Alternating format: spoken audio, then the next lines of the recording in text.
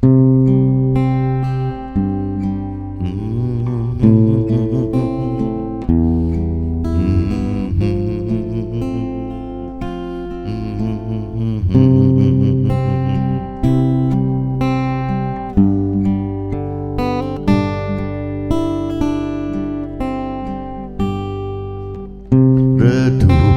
terasa gelap hidupku di masa lalu yang penuh dosa.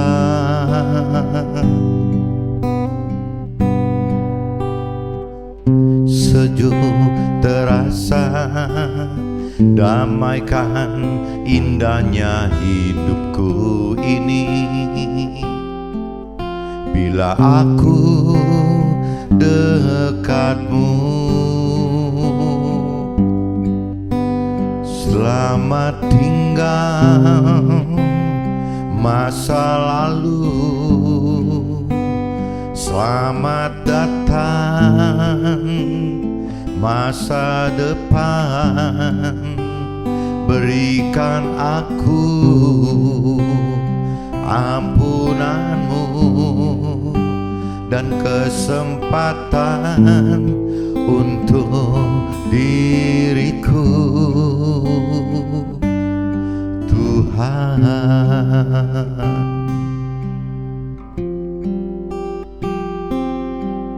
Redup terasa gelap hidupku di masa lalu yang penuh dosa. Sejuk terasa, damaikan indahnya hidupku ini bila aku dekatmu.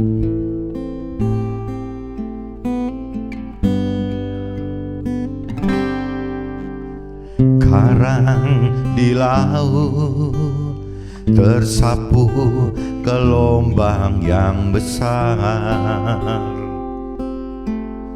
Badai kan berlalu, semua kan berubah bila niatlah di dasar hatimu. Sembahlah Tuhanmu.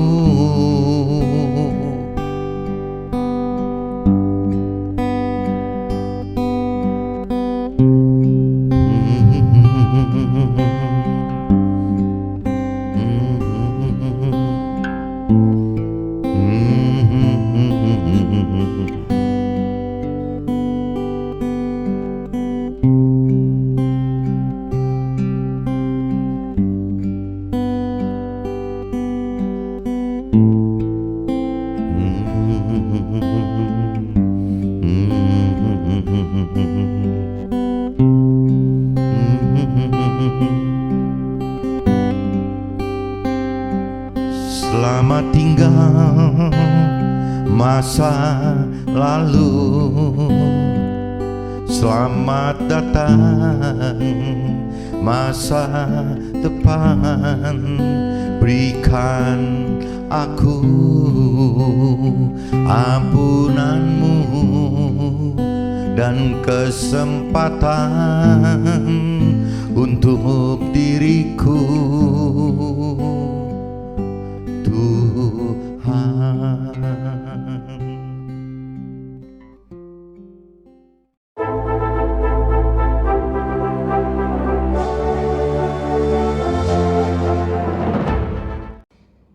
Jumpa kembali di MTT Journey Inspiration of Life. Pagi ini saya mau coba sharingkan teman-teman dengan temanya begitu besar kasih Tuhan, maka ada penebusan demi firman dan roh Tuhan bagi keselamatan kita gitu.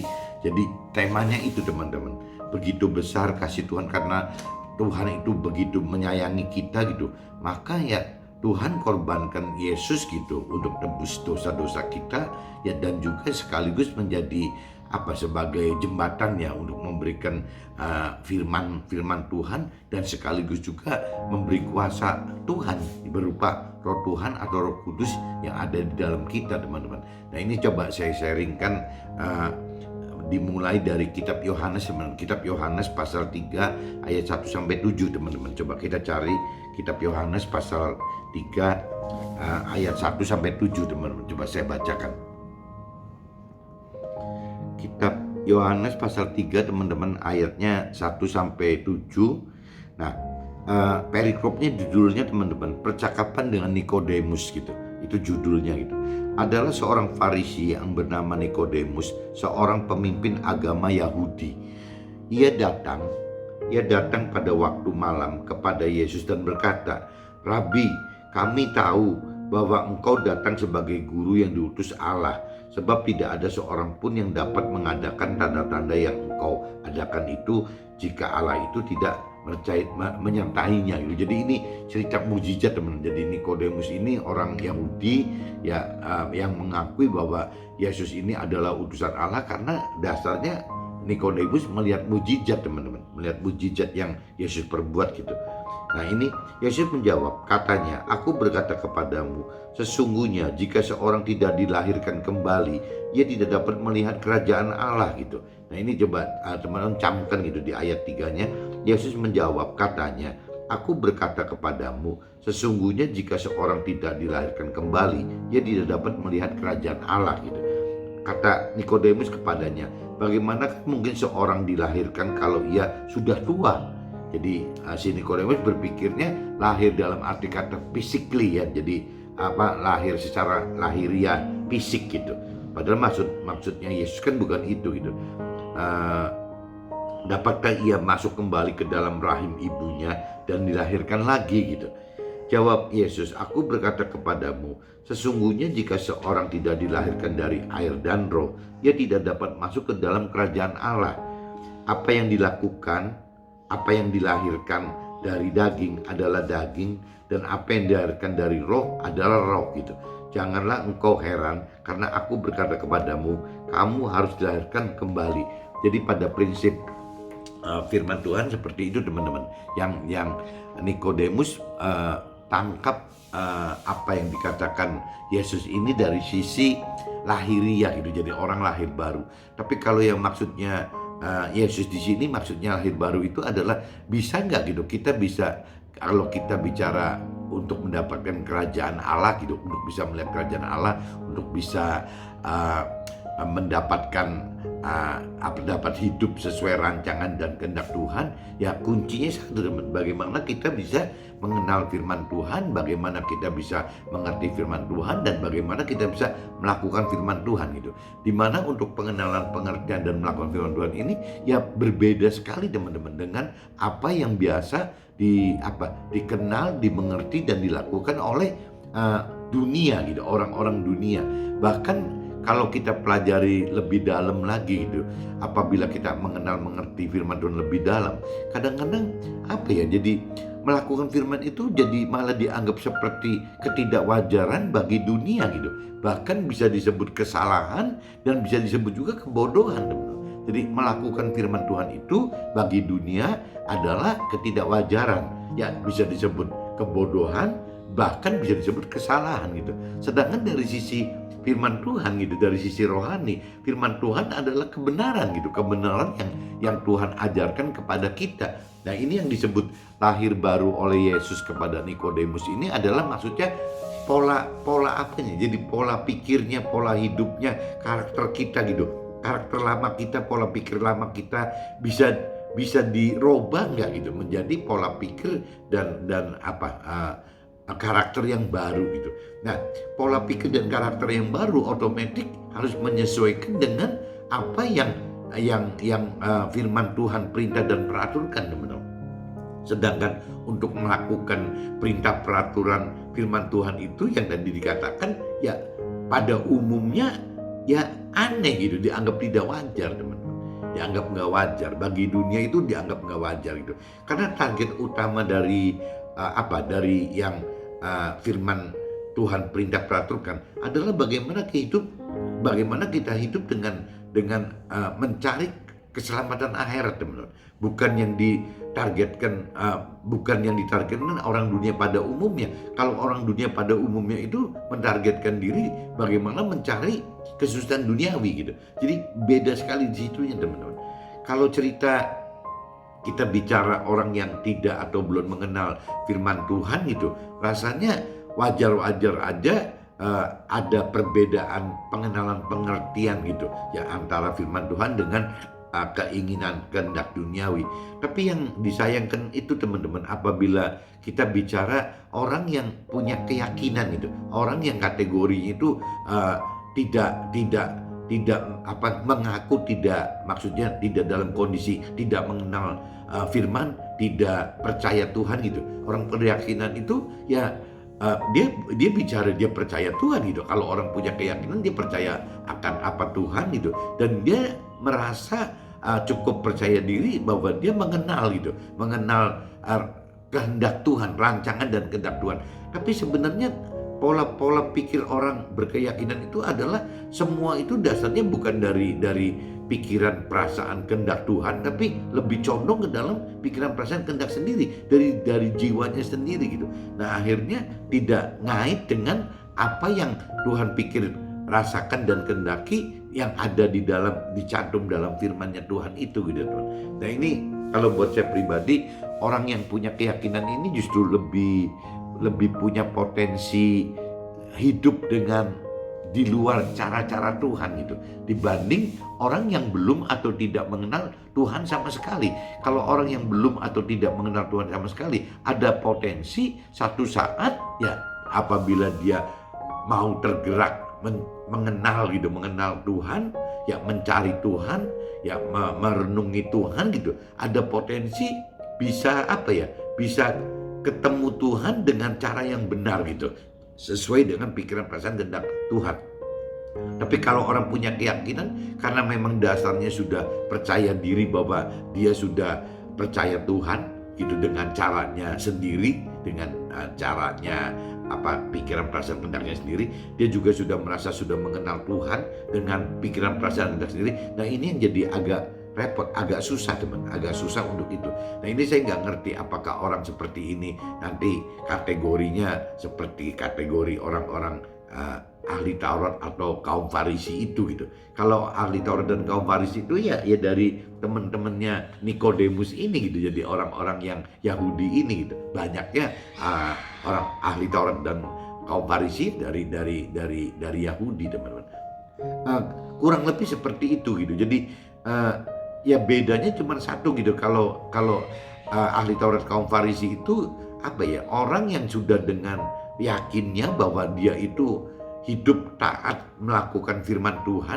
Tapi kalau dilihat lebih detailnya gitu, ya orang Yahudi ini rasanya bedanya itu, kalau secara teori mungkin Tauratnya mirip-mirip sama dengan kita gitu. Cuman bedanya kalau cerita di Nasrani atau di Muslim gitu, ya saya nggak ngerti apakah kalau khususnya di Nasrani gitu, ya ada prinsip roh Tuhan yang dihidupkan di dalam setiap manusia, setiap kita gitu, di mana roh Tuhan itu ya akan terlibat di dalam firman Tuhan gitu. Jadi tidak firman Tuhan itu cuma dipisahkan sebagai teori-teori rohani saja, tapi firman Tuhan itu dihidupkan ya bukan cuma berupa teori rohani, tetapi ya menjadi rema gitu. Jadi bukan logos gitu, bukan jadi teori rohani, tapi menjadi rema, jadi hidup, firman yang hidup, firman yang disertai dengan roh Tuhan gitu, sehingga firman itu hidup.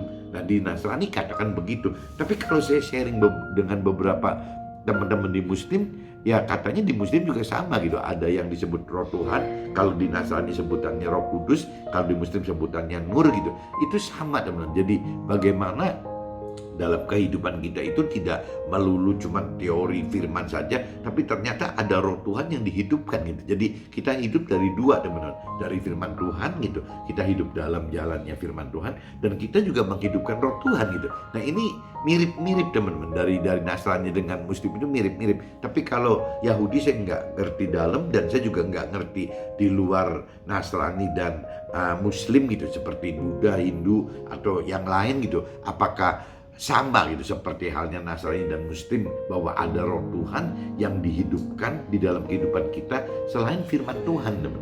Jadi andalan kita hidup ya dua teman. Jadi bagaimana kita harus mendalami pengenalan pengertian akan firman Tuhan, tapi kita juga sama teman. Bagaimana kita meningkatkan iman percaya kita ya lebih percaya kepada Tuhan dengan cara ya kehidupan kita harus bareng-bareng dengan Roh Tuhan gitu.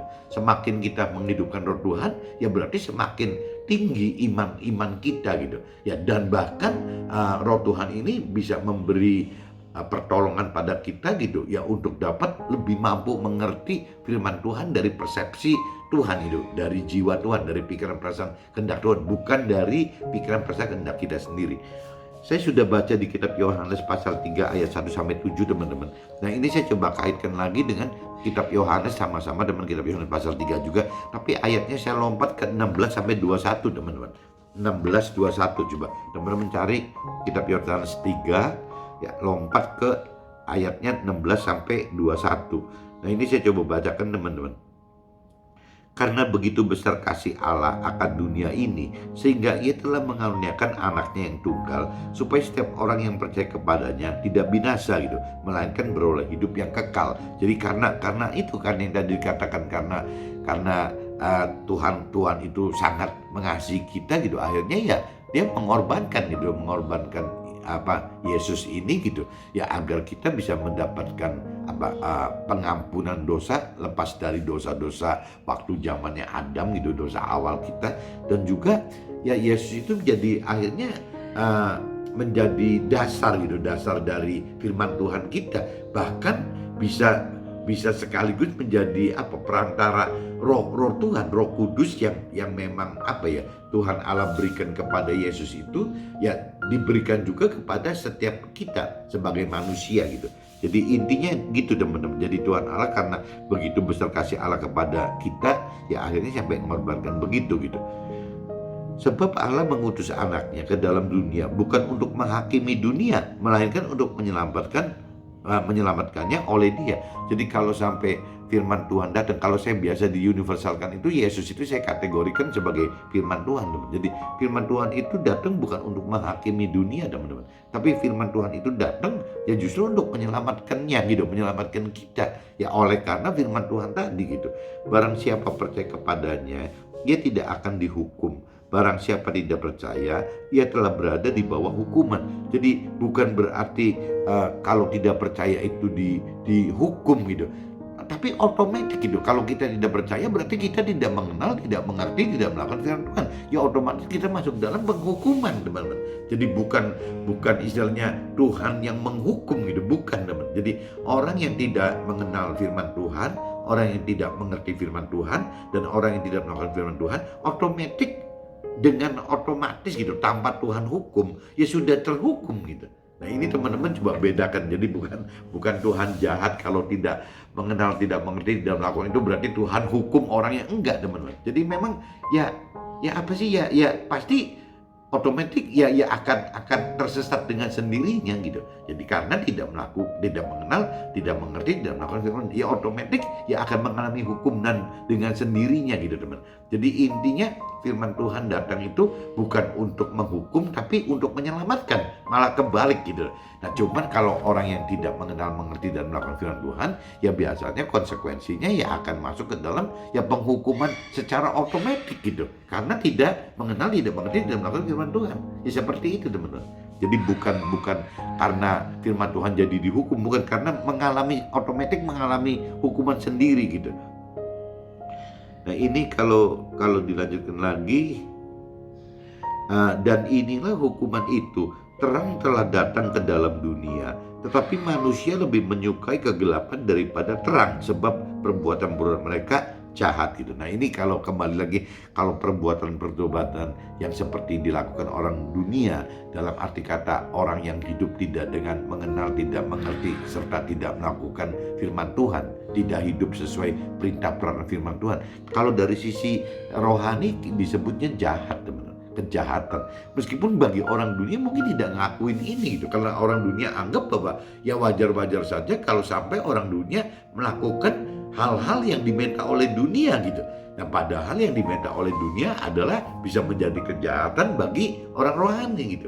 Tapi begitu pun sebaliknya teman, orang yang melakukan rohani pun bisa disebut kesalahan bagi orang dunia karena dianggap tidak wajar gitu ya. Dan juga bisa dianggap kebodohan mungkin teman. Jadi kebodohan bagi orang dunia gitu. Jadi pelaku rohani adalah bisa juga disebut kebodohan bagi orang dunia. Jadi memang terbalik-balik teman. Orang rohani berpikir bahwa orang dunia itu berbuat jahat, tapi kalau secara duniawi ya melakukan firman Tuhan itu adalah kesalahan dan kebodohan gitu, dianggapnya seperti itu gitu. Karena tidak wajar itu bagi orang dunia, dianggap nggak wajar gitu. Nah, barang siapa berbuat jahat, membenci terang dan tidak datang kepada terang itu, supaya perbuatan-perbuatannya yang jahat itu tidak nampak gitu. Jadi ini coba teman-teman simak gitu, bahwa sebab barang siapa berbuat jahat, membenci terang dan tidak datang kepada terang itu, supaya perbuatan-perbuatan yang jahat itu tidak nampak. Jadi maksudnya apabila orang-orang dunia gitu atau orang-orang yang punya keyakinan tidak mengenal, tidak mengerti akan firman Tuhan, ya mereka anggap mereka tidak salah teman-teman. Tapi begitu kalau orang dunia yang tidak mengenal mengerti akan Tuhan dan firman Tuhan, atau orang yang hanya cuma sekedar berkeyakinan percaya Tuhan dan mengenal Tuhan tapi kurang benar dengan cara yang kurang benar gitu. Ya waktu mereka lebih mengenal mengerti akan firman Tuhan, waktu mereka melakukan firman Tuhan, mereka berarti sama aja terlihat gitu bahwa dia itu dulu salah gitu loh. Nah sekarang benar. Nah untuk menghindari mereka dianggap salah, ya mereka mungkin lebih milih tidak deket-deket gitu teman-teman. Kalau deket jadi salah gitu, jadi mereka tidak milih deket, dibiarkan aja seperti itu gitu, menjauh gitu. Maksud firman seperti itu teman-teman.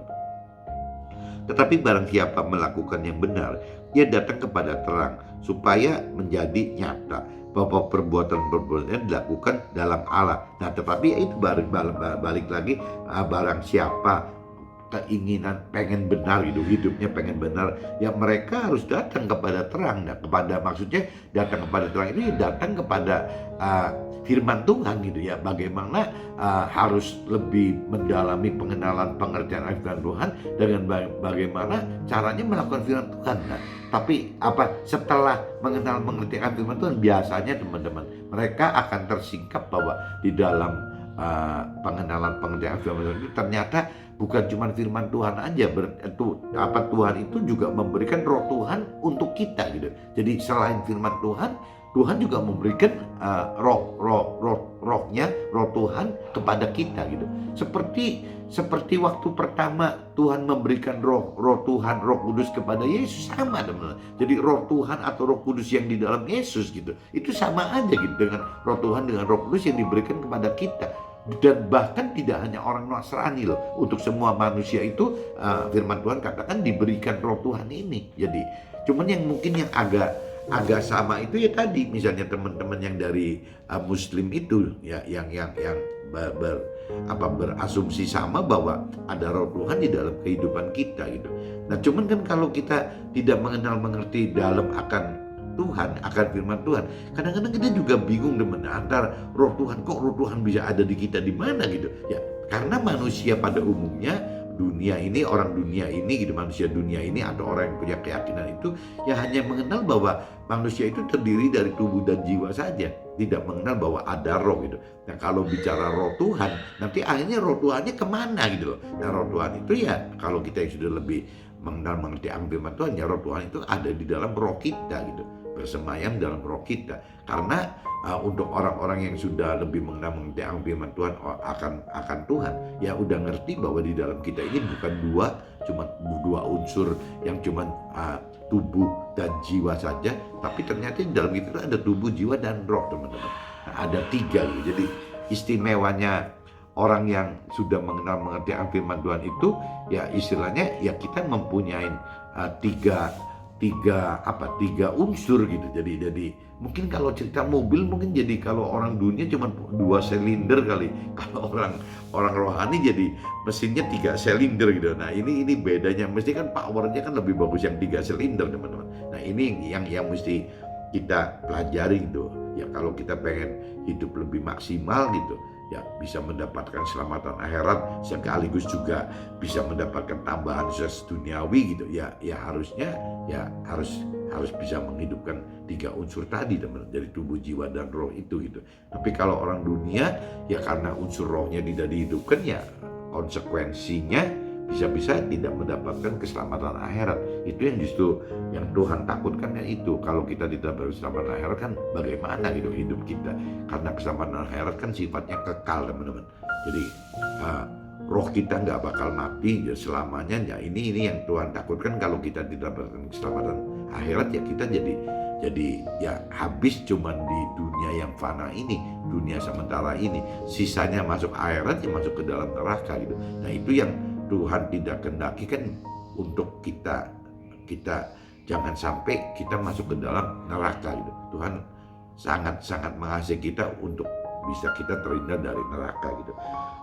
Nah ini saya udah bacakan semua teman-teman di kitab Yohanes tadi pasal 3 ayat 1-7 dan kitab Yohanes pasal 3 ayat 16-21. Nah sekarang saya coba masuk ke draft saya aja teman-teman. Jadi saya coba catat di sini bahwa mujizat diperlukan agar yang tidak atau belum mengenal dan mengerti keberadaan Tuhan dapat tercelik dan mengakui Tuhan itu. Mujizat itu terlihat nyata dibanding janji-janji firman Tuhan yang tidak nyata oleh karena butuh kedalaman pengenalan dan pengertian firman serta butuh tingkat iman percaya Tuhan secara lebih gitu. Jadi di sini bedanya gitu teman-teman. Orang-orang yang masih belum dewasa rohani itu sangat mendambakan hal-hal yang berkaitan dengan mujizat teman-teman. Karena mujizat itu apa ya, nyata gitu, kelihatan nyata sekali gitu. Yang tadinya sakit jadi sembuh, yang tadinya nggak ada uang gitu, miskin jadi mendadak bisa kaya gitu, yang tadinya ya segala macam gitu, yang tadinya nggak punya rumah tahu-tahu punya rumah gitu. Itu mujizat, itu nyata sekali, kelihatan sekali oleh dunia gitu, oleh orang awam itu ya nyata sekali. Itu bagi orang-orang yang belum dewasa rohani bisa begitu. Tapi kalau orang-orang yang sudah lebih dewasa rohani, biasanya mujizat itu apa ya? Jadi orang yang sudah mengerti firman Tuhan lebih dalam gitu, orang yang lebih dewasa rohani tahu gitu bahwa mujizat itu adalah awal-awal cara Tuhan membuat tanda-tanda agar orang yang benar-benar masih bayi atau anak-anak rohani itu jadi percaya gitu akan keberadaan Tuhan. Itu mujizat itu fungsinya untuk itu teman-teman. Tapi contoh kayak di kitab Nasrani gitu ya, Alkitabnya kitab Nasrani itu kan terdiri dari 2. Ada kitab perjanjian lama dan kitab perjanjian baru. Apabila kita bicara di kitab perjanjian lama, ya banyak cerita mujizat teman-teman. Tapi kalau sudah bicara di kitab perjanjian baru, sudah mulai dididik bahwa ya bukan cuma mujizat saja yang diperlukan gitu. Ternyata kedalaman pengertian firman Tuhan itu dominan sekali, harus diperlukan teman-teman. Karena kaitannya, kalau pengertian firman itu kaitannya langsung dengan apa ya, bukan mujizat gitu, tapi kita bisa lakukan untuk tuai janji-janji Tuhan. Kalau mujizat itu kan kita tanpa melakukan apa-apa juga bisa terjadi teman-teman. Tapi kalau cerita bagaimana kita menuai janji Tuhan itu, ya kita harus lebih dalam mengertikan firman Tuhan, dan kita harus melakukan firman Tuhan teman-teman. Ya waktu kita melakukan firman Tuhan, otomatis janji Tuhan tertuai gitu. Nah otomatis kita masuk ke dalam rancangan kehendak Tuhan. Jadi kalau mujizat itu kesannya kita nggak ngapa-ngapain, diem aja, pasif aja juga ya bisa terjadi gitu. Tapi kalau bicara janji Tuhan, itu harus kita melakukan firman Tuhan teman, untuk bisa menuai janji Tuhan dan kita jadi masuk ke dalam rancangan kehendak Tuhan. Ya bedanya di situ teman-teman. Nah, di kitab Yohanes 3 pasal 3 dan ayat 3 dikatakan, aku berkata kepadamu, sesungguhnya jika seseorang tidak dilahirkan kembali, ia tidak dapat melihat kerajaan Allah. Itu dia katakan begitu, firman katakan begitu. Aku berkata kepadamu, sesungguhnya jika seseorang tidak dilahirkan kembali, ia tidak dapat melihat kerajaan Allah gitu. Makna dari ayat ini adalah jika kita tidak mau dan tidak mampu mengubah pola hidup dan karakter lama kita menjadi pola hidup dan karakter yang baru sesuai dengan firman Tuhan, maka kita sulit akan dapatkan keselamatan akhirat.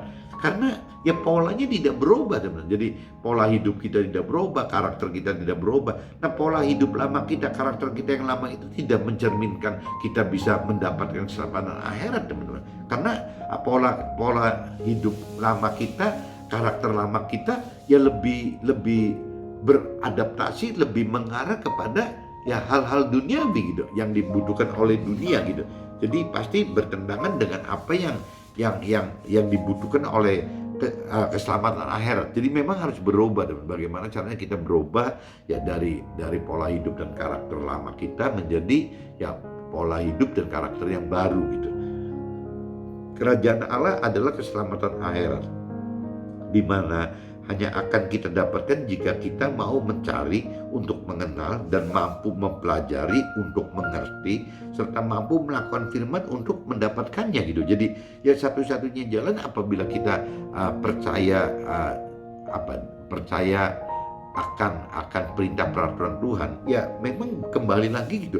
Kalau kita untuk melihat atau mendapatkan kerajaan Allah, yang diartikan di sini adalah melihat dan mendapatkan keselamatan akhirat, tidak ada cara lain, teman-teman. Ya kita harus mau gitu. Ya harus mau untuk mengenal firman Tuhan dengan cara ya minimal kalau untuk zaman sekarang kan ada kitab suci gitu ya, berarti kita harus mau membaca kitab suci gitu, minimal itu, teman-teman. Nah, waktu kita sudah mau mengenal apa firman Tuhan di kitab suci, nah baru kan setelah kita baca beberapa berapa kali, beberapa periode gitu, bolak-balik berapa kali, nah di situ akan mulai ada pengertian, teman-teman, bahwa untuk mampu mengerti itu ternyata tidak cuma cukup hanya dengan kemauan, tapi harus dengan kemampuan. Nah, kemampuan ini di firman Tuhan dibukakan ya harus menghidupkan roh Tuhan, Roh Kudus di dalam kita, atau nur kalau bagi orang Muslim harus dihidupkan, sehingga dengan hidupnya roh Tuhan ini kita jadi mampu mengerti firman Tuhan dari persepsi Tuhan gitu, bukan dari persepsi kita. Jadi kita butuh menghidupkan roh Tuhan untuk bisa mampu mengerti. Bahkan di firman katakan untuk bisa mampu melakukan firman Tuhan pun sama, teman-teman, harus bisa menghidupkan roh Tuhan. Karena kalau tanpa roh Tuhan kita nggak punya kuasa, teman-teman, nggak punya kekuatan, nggak punya kuasa untuk dapat mengerti, dan untuk tidak punya kuasa untuk dapat melakukan firman Tuhan gitu. Nah ini butuhnya kedalaman pengertian firman Tuhan itu ya seperti itu, teman-teman, untuk dapat mengerti bahwa ada roh Tuhan di dalam kita, di mana roh Tuhan adalah sumber kuasa, kekuatan gitu, kuasa untuk bisa mampu mengerti dan mampu melakukan firman Tuhan, teman-teman. Nah, karena begitu besar kasih Tuhan kepada manusia, maka Tuhan korbankan Yesus gitu sebagai tebusan dosa manusia. Jadi Yesus itu dikorbankan Tuhan bagi kita loh. Itu bukan cuma urusan firman dan roh Tuhan saja, bukan firman dan roh Tuhan atau Roh Kudus saja, tapi juga untuk tebus dosa kita, teman. Dosa awal kita waktu zamannya Nabi Adam gitu. Jadi Yesus itu adalah penebus dosa gitu bagi kita, supaya kita tidak punya dosa awal lagi. Nah, sekaligus ya menjadi itu, jadi sekaligus sebagai alat Tuhan memberitakan firman gitu ya, dan juga ya memberi kuasa Tuhan berupa roh Tuhan tadi gitu. Jadi minimal kalau yang saya tangkap gitu ya, bahwa Yesus itu menjadi tiga fungsi yang jelas gitu. Jadi satu, jelas sebagai penebus dosa kita, dosa awal kita. Kedua, sebagai firman Tuhan gitu. Jadi dengan adanya Yesus kita jadi mengenal firman Tuhan. Dan ketiga, ya sebagai jembatan, yaitu roh Tuhan itu gitu. Roh Tuhan yang seperti Tuhan Allah berikan kepada Yesus kan sama, roh Tuhan atau Roh Kudus. Nah itu juga hadir di kita, teman-teman. Jadi Yesus wafat seorang diri, tapi akhirnya ya firmannya nyebar kemana-mana, dan roh Tuhannya juga jadi spreading kemana-mana, teman-teman. Nah ini saya sering katakan, kadang-kadang iblis nggak ngerti gitu dengan pola-pola kerja Tuhan seperti ini gitu.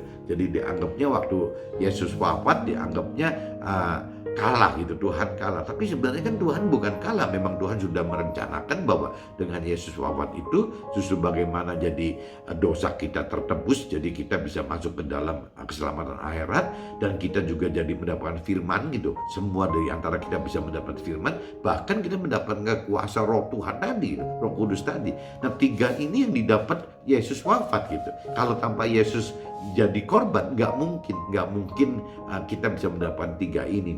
Nah, ini iblis rasanya nggak tahu, teman-teman, dengan kondisi Tuhan akan minimal memberikan 3 ini kepada manusia, ya iblis nggak ngerti gitu. Kalau iblis ngerti, mungkin iblis nggak minta apa ini itu gitu ya. Jadi ya karena iblis nggak ngerti, jadi seperti itu, teman-teman. Nah, ini kalau dilanjutkan lagi, teman-teman, barang siapa percaya kepada Tuhan dan firman Tuhan, maka akan taat melakukan perintah dan peraturan firman Tuhan itu. Dimana banyak prinsip dari firman Tuhan itu berbeda, teman-teman, dengan prinsip dari duniawi gitu. Memang berbeda sekali gitu.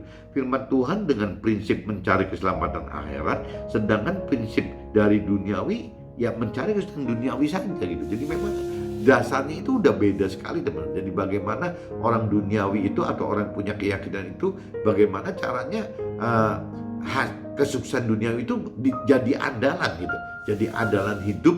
Ya mungkin bisa saja selama kalau ukurannya kesuksesan duniawi itu adalah andalan atau keamanan hidup selama di dunia ini, ya bisa, teman-teman. Tapi kalau bicara jadi kesuksesan duniawi itu untuk mengantisipasi untuk mendapatkan kerajaan Allah atau mendapatkan keselamatan akhir, ini rumusnya nggak ada, teman-teman. Karena kesuksesan duniawi itu secara teori rohani itu tidak terbawa gitu, tidak ada dampak apa-apa ke dalam alam akhirat. Jadi sesukses-suksesnya manusia di dunia ini gitu, tetap tidak akan membawa apa-apa saat meninggal dunia masuk ke alam akhirat. Nah, ini yang beda. Jadi kalau sukses duniawi itu adalah bekal duniawi gitu, bukan bekal akhirat. Yang dibutuhkan di akhirat itu adalah bukan bekal duniawi. Bagaimana caranya mengumpulkan bekal akhirat untuk kepentingan di akhirat nanti.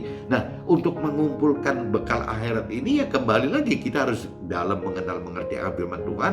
Kita harus banyak melakukan perintah peraturan Tuhan dalam firman-Nya gitu. Nah, ini yang menjadi bekal akhirat untuk kita di sana, teman-teman.